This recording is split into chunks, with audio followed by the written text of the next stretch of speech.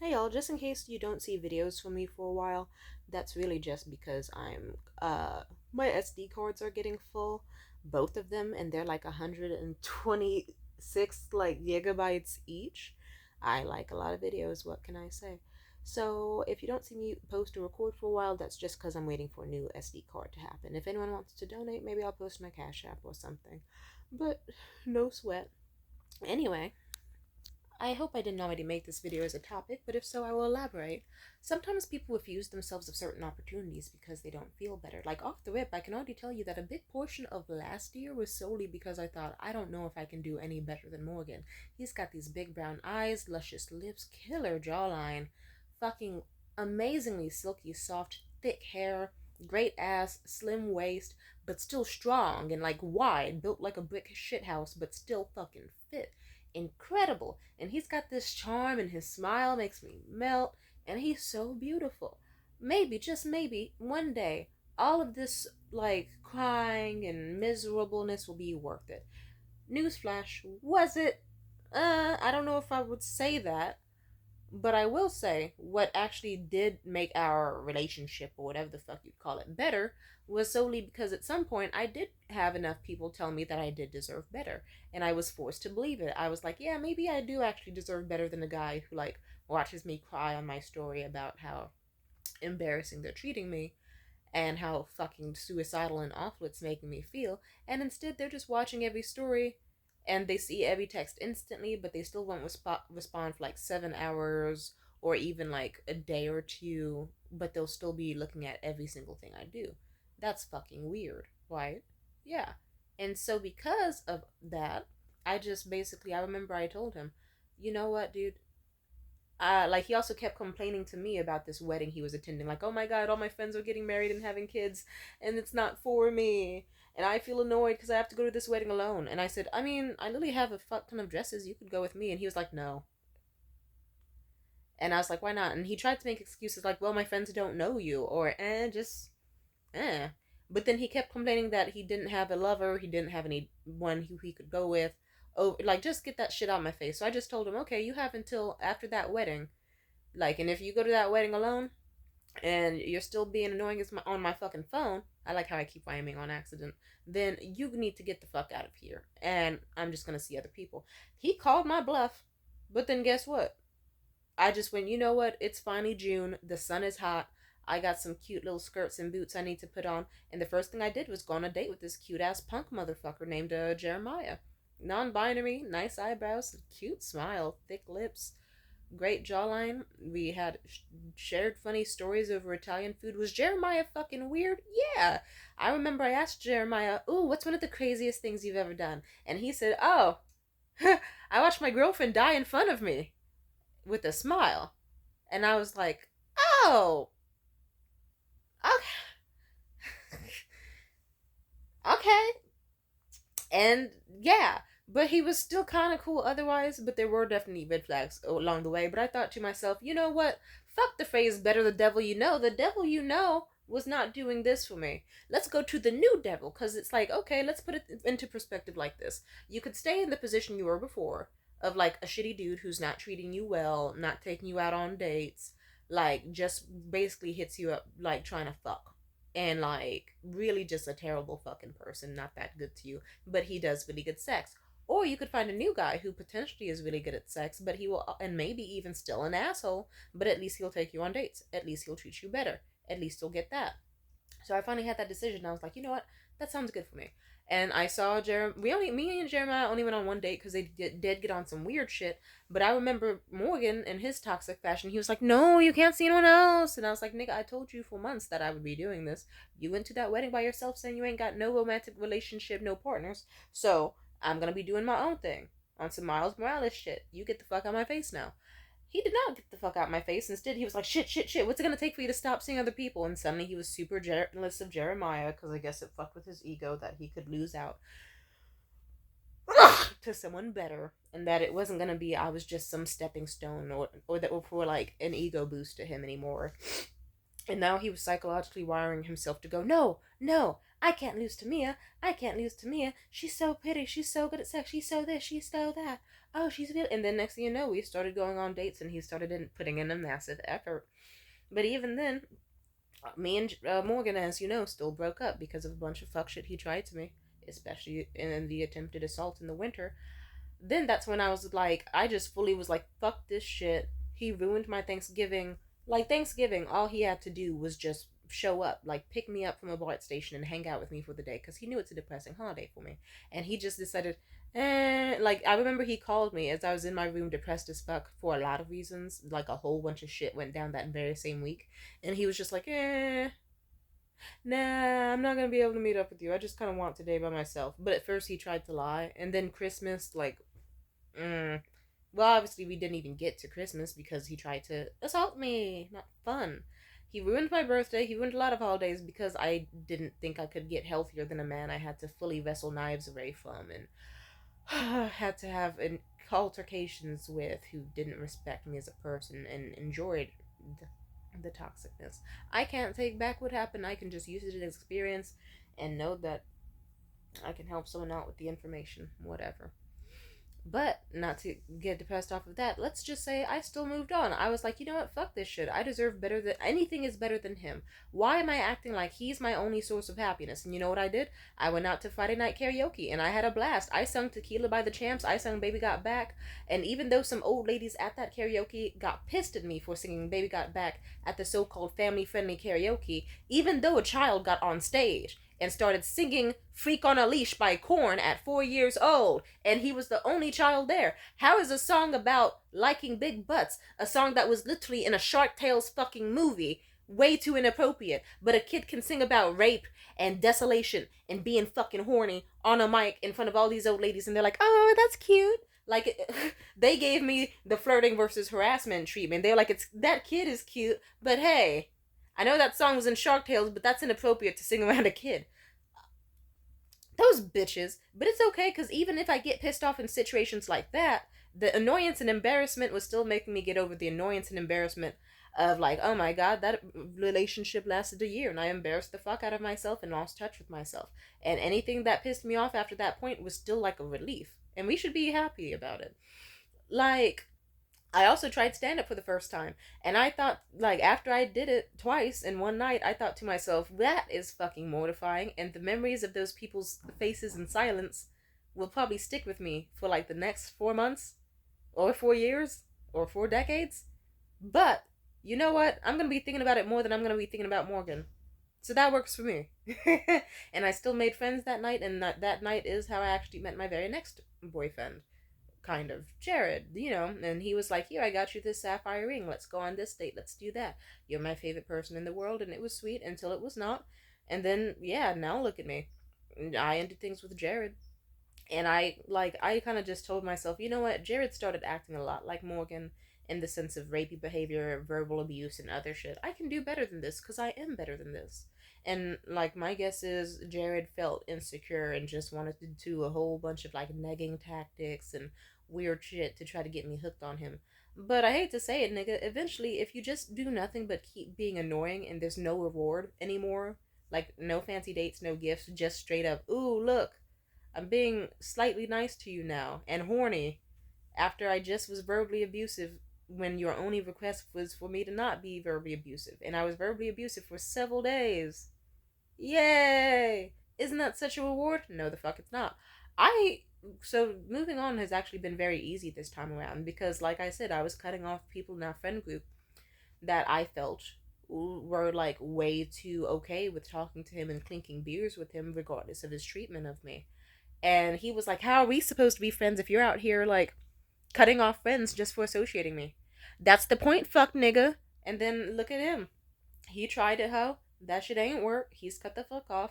And so far, I've been on dates to Lake Tahoe. I've been eating French food. I've been going to spas. I have people right now talking about flying me out to other places. It's been really, really nice. I've been enjoying this a lot. And I'm glad that that nigga's blocked and that I don't have to deal with his stupid little fuck shit anymore. You just have to tell yourself that you deserve better. Now, I know I went like 9 minutes long with the lore that some of you probably already know. So, what can I say? I like to talk. But I like to give context. Those were very hard relationships to leave, but once I left, it truly did take me going, I deserve better than this.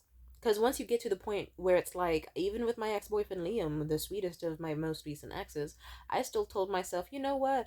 I'd rather just be at home. I'd rather just be at home, getting back into my drawing and my screenwriting and like doing this and doing that. I'd rather just enjoy that and not just like be stuck with this guy who, if I bring up a creative project, he subtly shits on it. And he doesn't want to do shit except for sleep all the time or play on his fucking game console. And he doesn't even have games that I like. So, and his family's a piece of shit.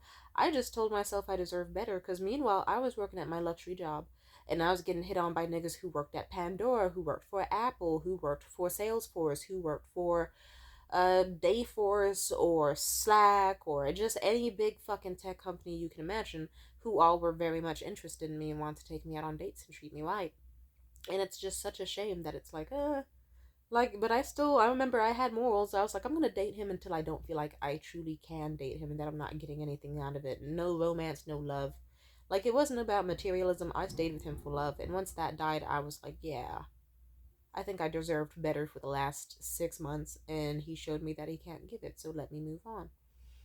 And then I remember Morgan at the time seemed like a prize, so I stuck with it. But whatever. The point I'm trying to make is you can talk yourself out of a lot of things. I remember I kept talking myself out of getting on dating apps, like after Jared, after Morgan, after Liam. Like, just in general, I was like, I don't think I'm ready for them. But then once I finally was like, you know what? Like, Jared's not taking me on dates anymore, and we aren't even like an official monogamous thing, and he's being lazy and not treating me so well. I should at least start looking. And that made him ramp up his behavior, which lo and behold led to him getting kicked the fuck out. And then that led to me actually having a higher standard in my love now, because it's like I know what's creepy, I know what I don't want, I know what's a red flag. It's good. Now, sorry, I know I just spent the last 12 minutes talking about myself. I was supposed to tell you relevant stories, not even based in love, about how you can talk yourself out of certain opportunities because you're afraid. Like, for example, I have this buddy, his name is Juan Carlos. We're not really friends anymore, but when we were, he would always come crying to me about like how his job was stressing him the fuck out, like how he worked two jobs and that he would like only get 3 hours of sleep a night because he'd have to wake up at 5 a.m, travel to his restaurant job, work for hours and hours there being a dishwasher, and then immediately, like, maybe, or actually only an hour of rest in between, go to his job at some warehouse or like with mild construction tendencies and deal with forklifts and all these dirty sawdust packages, and how it was really toiling work that was actually fucking killing him. And I remember I told his ass, I was like, hey, listen, like, I'm really sorry that you're going through this. I want to help you out. I offered him multiple job opportunities at my current job, at my last few jobs. But he just was like, yeah, maybe.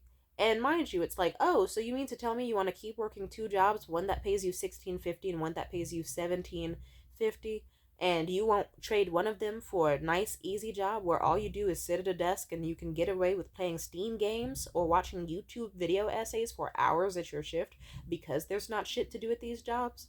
And instead of like risking like back breaking injuries or life changing like pain and misery and smelling like fucking dirty, filthy dishes all day and 10 cans of bounce that ass at night, like, you could trade at least one of the jobs for a nice 25 an hour job where you sit at a desk and vibe and relax and can probably like even do college courses and shift during your like 8 hour shift, because I know he wanted to get back into school. But he kept saying, no, no, no, no, I can't do that. Nah, I don't know, man. And then he chose to just guess what? Each time I saw him, he looked more drained, as if he was a Junji Ito character, just like losing his life source. And he did get scary with the shit he was telling me, because he did just straight up tell me at some point, like, oh, yeah, at this point, I don't even care if I get injured. I'm not doing any, like, safety regulations at my job, because frankly, I don't even know if I want to live anymore. And that was really sad, and I was getting more frustrated with him, but it's his choice to make. I just thought to myself, this is such a stupid fucking choice to make. But I cared though, you know? But you can bring a horse to water, but you can't make it drink. But I know deep down it's because he didn't think he was deserving of it. He had very low self esteem. His family didn't really foster a bond with him to make it feel like he mattered, and that was one of the last things we talked about. Like, his family never celebrated his birthday, never celebrated any of his big life events. Like, even if he got straight A's or did well in school, they wouldn't reward him. No wonder he had anger issues as a kid and was out here smashing mirrors and fighting people. It's like they didn't foster a relationship of, ooh, we love you, we care about your achievements, anything. I remember the last time we met up, I told him something along the lines of, hey, listen, your parents brought you to America because they wanted you to have a better life. And what comes with the better life is that you're supposed to enjoy the life. They weren't supposed to just bring you here and like continue to treat you as if you're still struggling and act like there's a scarcity mindset. Because even if they were still struggling, it wouldn't have hurt to smile at you or hug you or tell you that they loved you or at least say happy birthday to you and treat you nicely as if you matter. Like, that's the whole point of coming into a country for a better life. You're supposed to act like your life is better. You're supposed to treat the people around you better. So, and I said something along the lines of, if I recall correctly, you were a kid and your parents should have not decided to treat you harshly because they thought it would have made you stronger, because love is actually what makes people stronger. It shows people that there's something to work hard for, to live for. It rewards them for living. And if you don't give someone that, then they're just going to go through life thinking there's no point in living. They just have to live, and that there's nothing fun to enjoy. That you are supposed to reap the rewards of a good childhood and a good life, and you still can. But I'm sorry that you weren't afforded that as a child because your parents weren't sure if you deserved it or if they needed to give it to you or how to give it to you. And I'm sorry for that. And I think he got really fucking emotional at that because he was like, damn, fuck. Like, that kind of had him fucked up. He was like, shit. Because, he knew his parents sort of cared about him, more of an obligation sort of way, and that he was supposed to, in his mind, repay his debts to his family for persevering.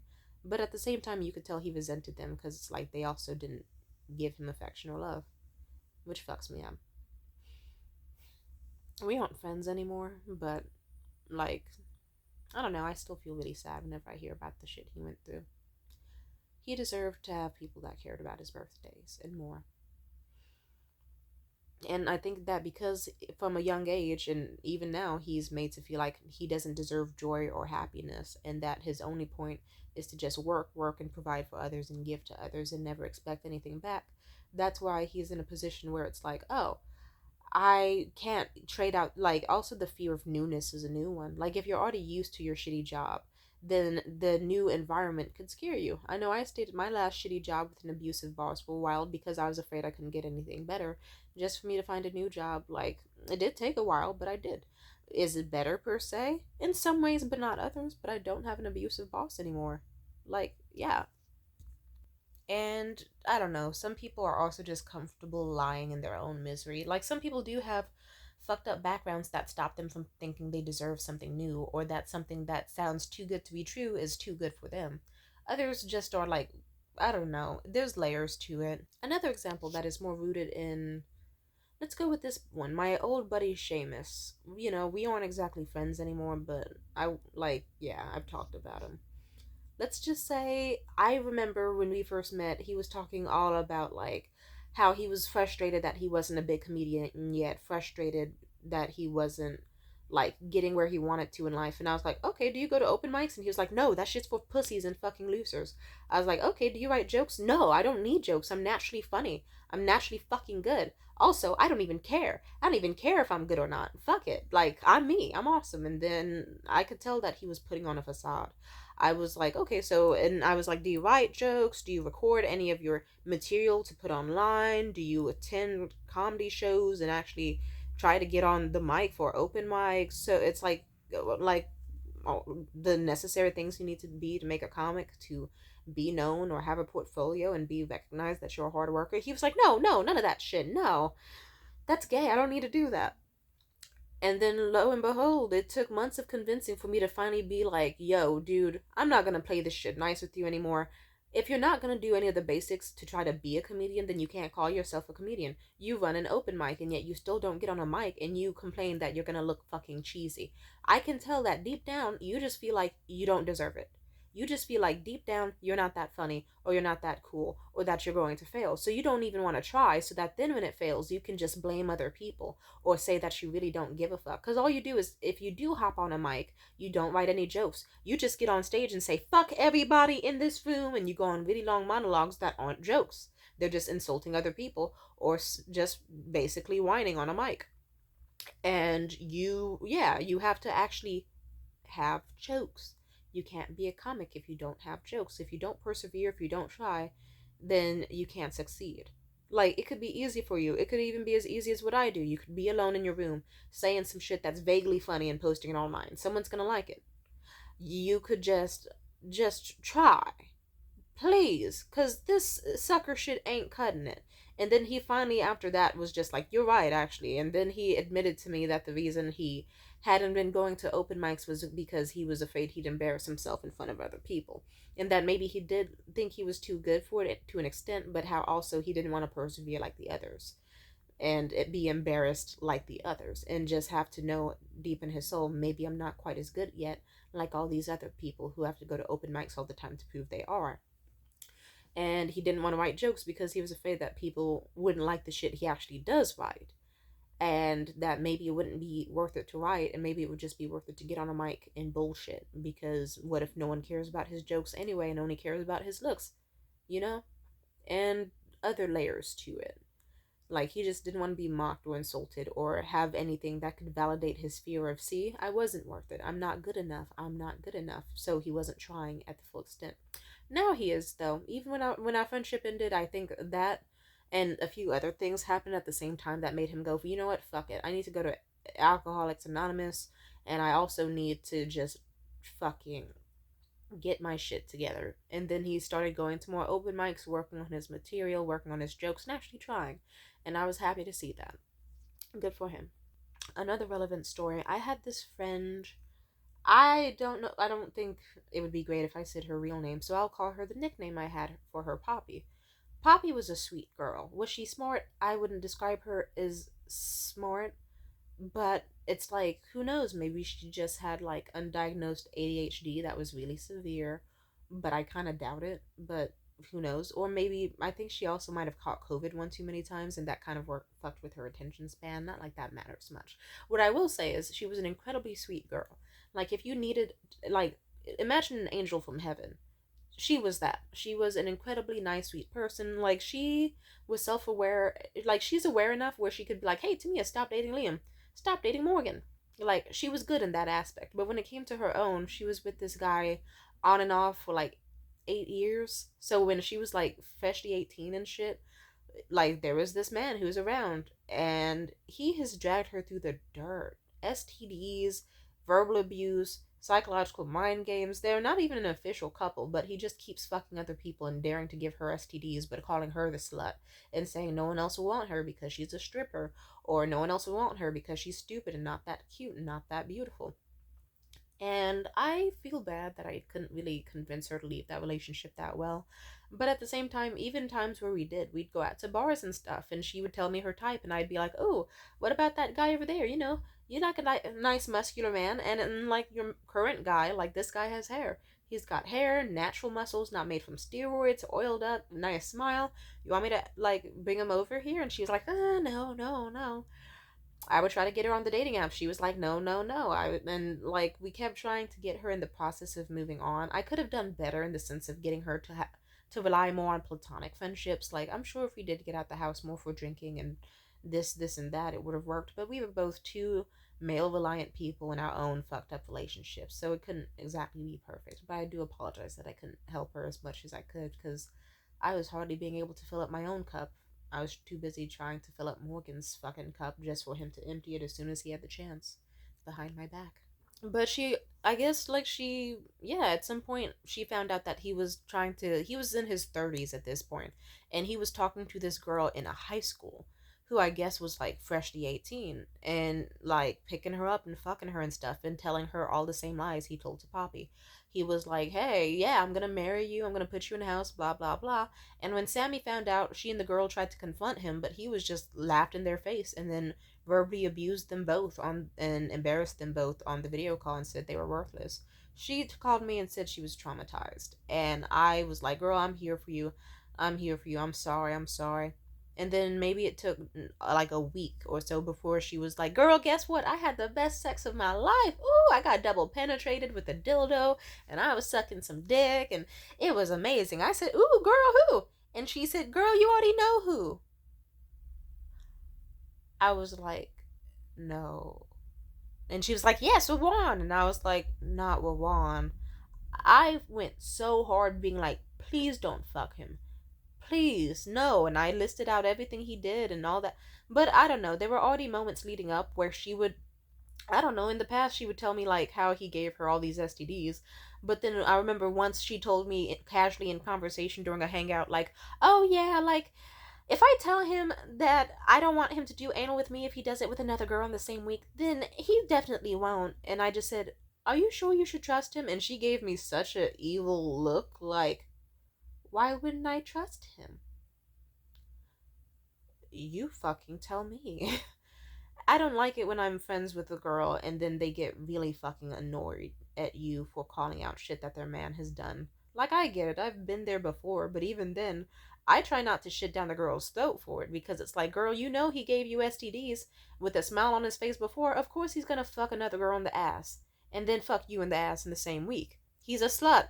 Sorry, I know this video is a long way, but the moral of the story is she didn't feel like she could do better. Like, she was with him for so long, she had the sunk cost fallacy mindset of where she's invested so much time in the relationship, it would suck if she just left after 8 years of this like faux situationship shit without like a ring or marriage and like or without like no, it's like you shouldn't be 8 years waiting to even be called a girlfriend. That's not how this works.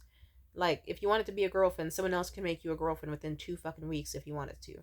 And they will treat you better, they will talk to you nicely, they will have muscles. But she didn't think she was worthy of more.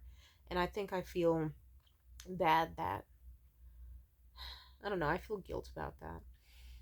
But I guess if there had to be a takeaway from this video is that there's always better. Because Sammy was a beautiful, stunningly gorgeous girl. She could have better if she truly felt like she was deserving of better. She had low self-esteem though, and so because of that, she was stuck in a situation where she thought, okay, he's the only muscular man in the world who can get me gifts. Wrong. I even at some point I was like, I will loan you Morgan if you really fucking want. Like, if you want to be proven that there's muscular men with good dick out there and you can forget all about Rowan, like, I can help set you up with dates. But she was refusing because she didn't feel deserving. So if you're watching this video, feel like you're deserving, otherwise you're gonna be stuck at a shitty fucking job forever. My ex Liam stayed at his grocery store job now, even though he's hated it for years because he doesn't feel like he's deserved better. People stayed in horrible fucking marriages because they didn't think they deserved better. It's a shame. You always deserve better. Peace out.